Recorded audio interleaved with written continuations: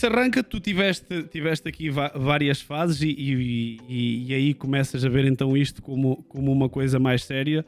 Há aqui uma fase que é inegável nessa carreira, que é a parte da casa dos youtubers, não é? Que aí a coisa toma umas dimensões que ultrapassa a internet, não é? De repente vocês estão na televisão. Temos aqui 2 caminhos por onde podemos ir.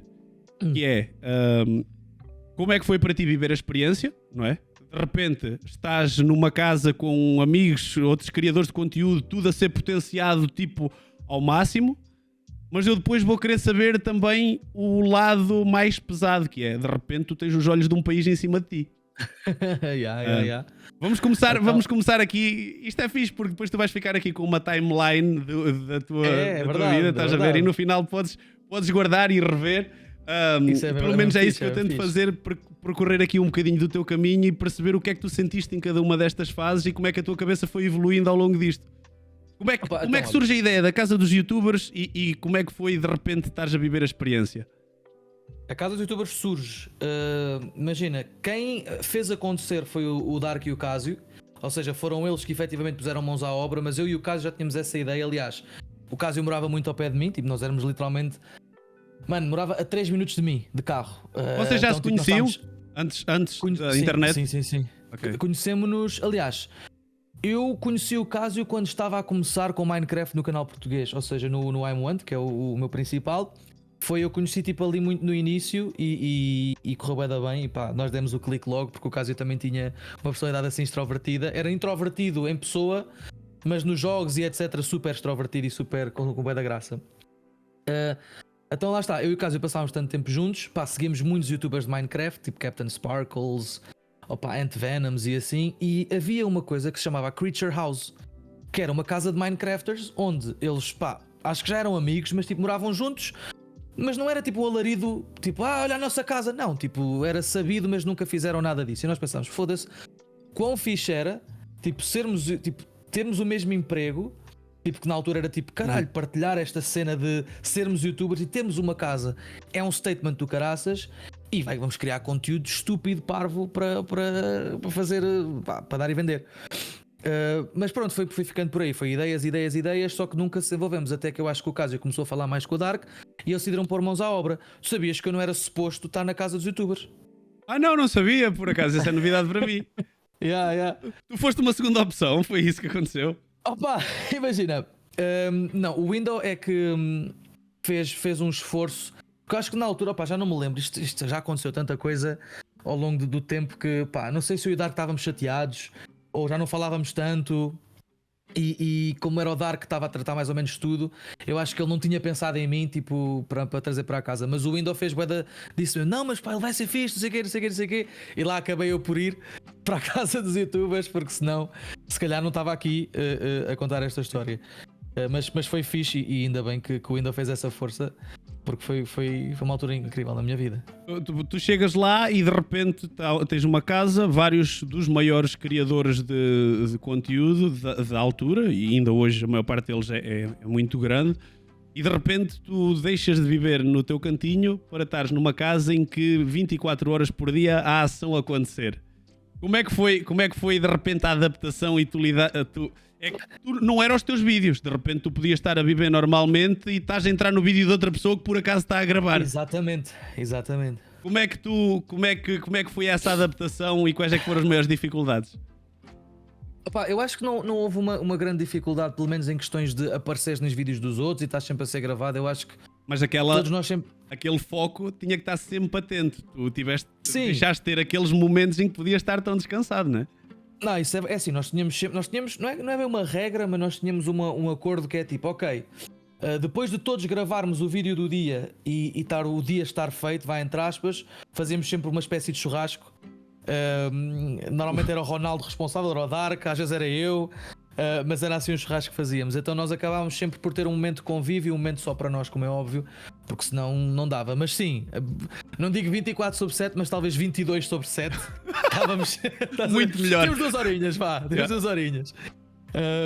Mas era muito isso, então não foi necessariamente um choque a cena de estar a gravar, mas repartir casa com mais 6 outros egos, porque a verdade é que são egos, estás a ver? Tipo, cada um tem o seu canal, cada um tem a sua personalidade, tem a sua visão, tem a sua forma de fazer as coisas.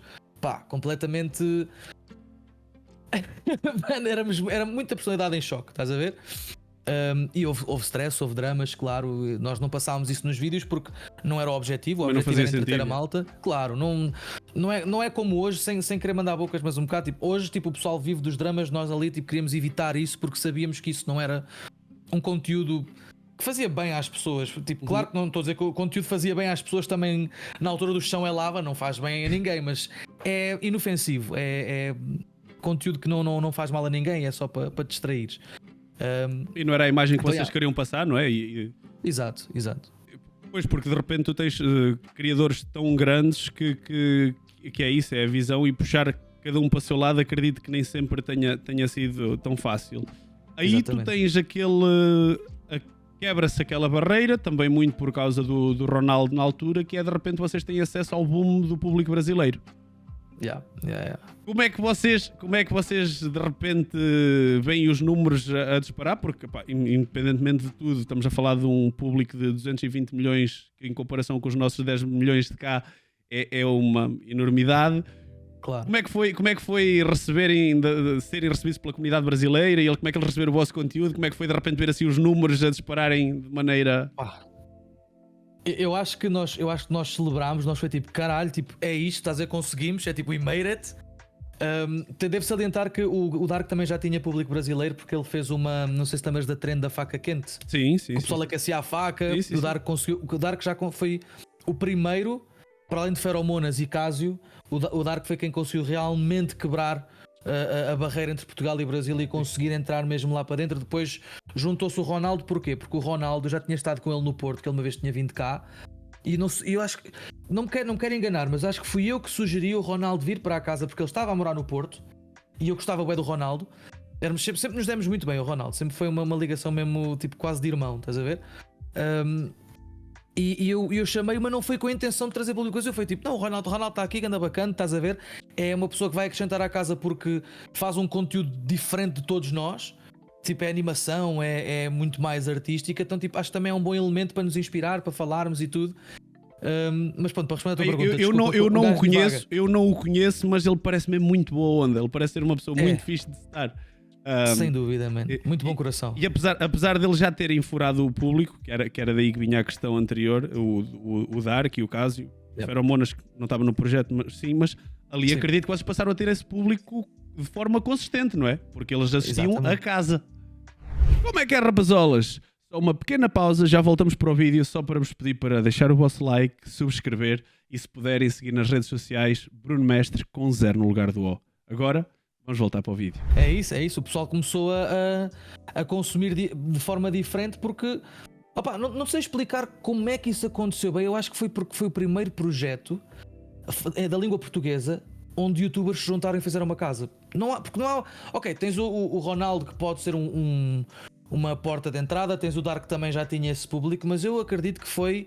Isso também teve importância porque deu a conhecer a cena da casa, mas a verdade é que como foi a primeira casa assim a ter um grande impacto da língua portuguesa, acabou por também ter esse boost. Então, opa, no início foi do género, wow, de onde é que vem isto? Eu lembro-me que postava um vídeo, eu lembro-me bué da bem, porque eu tinha as minhas métricas. Então imagina, para saber se um vídeo vai correr bem ou mal, na primeira meia hora, se o vídeo não pegasse 100 mil views na primeira meia hora, o vídeo ia correr mal, na minha cabeça, estás a ver, nas minhas métricas. Claro que não, era só filmes. Mas vê lá, em meia hora ter 100 mil visualizações é absurdo, estás a ver? Tipo, é estúpido, tipo, como assim? O que é que se está a passar? Então... E lá está, isso depois então chama essa atenção toda. Tu sentes que essa ponte de alguma maneira acabou por agora se perder um bocado, ou tu achas que o público brasileiro ainda continua a assistir? Perdeu-se, porque nós tínhamos uma coisa que nós falávamos ativamente, que é, ok malta, nós para também estarmos presentes no mercado brasileiro temos que falar de uma forma que eles nos consigam compreender. Porque eles têm dificuldade em entender quando falamos muito rápido. Então, se tu conseguires ter uma dicção, não precisas de... Tu podes continuar a falar muito rápido, mas se tiveres uma dicção que dê para seguir uma linha, eles conseguem perceber. Então eu sinto que como hoje em dia tu já não tens os youtubers já não têm esse cuidado, o pessoal fala como lhes apetece, falam rápido, usam os seus escalões, usam a sua cena toda, torna-se mais difícil entrar no mercado brasileiro, porque o pessoal entra, pensa assim, o brasileiro comum entra, tipo, ok, deixa-me ver, não percebo o caralho, percebo. Esquece, vamos embora. Yeah. Enquanto que se tu estiveres a falar um bocadinho mais assim e ele estiver a entender o que tu estás a dizer, é mais amigável, vamos pôr. Yeah. Outra vertente dessa altura foi então o que nós estávamos a falar há bocadinho, de repente isto abrir uns olhos, um país inteiro sobre ti, não só os olhos da internet. Tu sentiste essa pressão? Ou tu já sentias, como já tinhas números bons, já eras um criador muito grande na altura, tu já sentias essa pressão antes da casa? Ou achas que foi aí o ponto de viragem? Eu vou-te ser sincero, eu acho que eu só comecei a sentir pressão quando me disseram, quando começaram a perguntar se eu sentia pressão, porque para mim a sempre sério? foi. Porque sempre foi muito uma brincadeira, sempre foi tipo, olha, a bué da malta a curtir, opá, isto é o meu emprego, incrível, e nunca vi como. Eu até disse isto num vídeo que eventualmente há de sair com outra pessoa, em que eu nunca.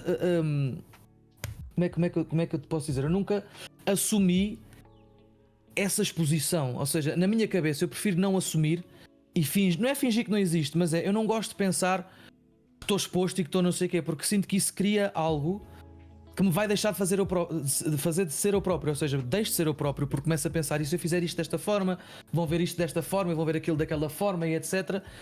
Mais vale cortar, estás a ver, e tipo, ok, isto não existe, esta exposição, esta fama, esta não sei o quê, não existe, eu vou manter fiel a mim mesmo, vou cometer os erros que cometer, vou fazer tudo, mas ao menos sei que fui eu e não fui um personagem que as pessoas... Estás a ver? Então eu vou-te tentar virar a questão ao contrário, que é, tu não assumiste ou não olhaste para essa pressão sobre ti, mas por outro lado os teus números também te dão uma responsabilidade muito grande, que é, de repente tu sabes certo, que todos os dias estás a comunicar para uma data de pessoas e que a tua influência e a tua conversa ou as tuas opiniões acabam por criar impacto nessas pessoas, influenciar a vida dessas pessoas. Isso mesmo. Como é que tu consegues gerir isto de, ok, eu não quero assumir a fama, mas eu sei que tu és um gajo que sente essa responsabilidade. Muitas das boas ideias e do que tu tentas transmitir às pessoas está muito baseado nisso também, de ser a mensagem boa que tu queres passar. Sim. E sempre foi o objetivo. Isso sim. Como é que tu fazes este balanço? Então tu não queres assumir que os muitos números te dão pressão, mas depois tu tens essa responsabilidade que, estou a falar para muita gente. Como é que tu fazes essa gestão na tua cabeça? Porque eu acho que sempre, ou seja, essa responsabilidade sempre esteve presente em mim já antes disto Desde o início. Okay. Desde o início, estás a ver? Ou seja, não foi uma coisa que eu, a partir de agora, sempre foi. Tipo, sempre tive os valores que os meus pais me passaram, sempre foram estes, estás a ver? Sempre foi, o ser o mais amigo do outro, não partilhar ódio, não fazer nada do género. Claro que não me ensinaram os palavrões, nem. Mas esse um gajo aprende sozinho, não é? Eu aprendi com o meu primo teve muito impacto nessa parte. Há sempre um primo, mano, há sempre um primo. E há algum caso, e é sempre lixado estarmos a tentar individualizar, mas há algum caso em que tu já sentiste essa responsabilidade, no sentido de alguma história ou alguma coisa que te tocou a dizer assim, eu impactei esta pessoa com o meu conteúdo? Algum caso assim específico que tu te lembres? Eu acho que acontece muito quando imagina, quando vejo alguém na rua e essa pessoa tem uma reação emocional, e às vezes há pessoal que treme mesmo, há pessoal que nem consegue falar. Eu acho que isso é suficiente para eu perceber, tipo, ok, não, esta pessoa, tipo, eu significo muito para esta pessoa. Então, sempre que isso acontece, o meu instinto é, tipo, tornar aquele momento o melhor momento para que fique boa na memória dessa pessoa, estás a ver? Então, acho que isso existe sempre esse impacto, sabes? Tipo, eu não gosto de dizer que tenho impacto nas pessoas, porque isso parece ser um bocado até cocky, tipo, sabes?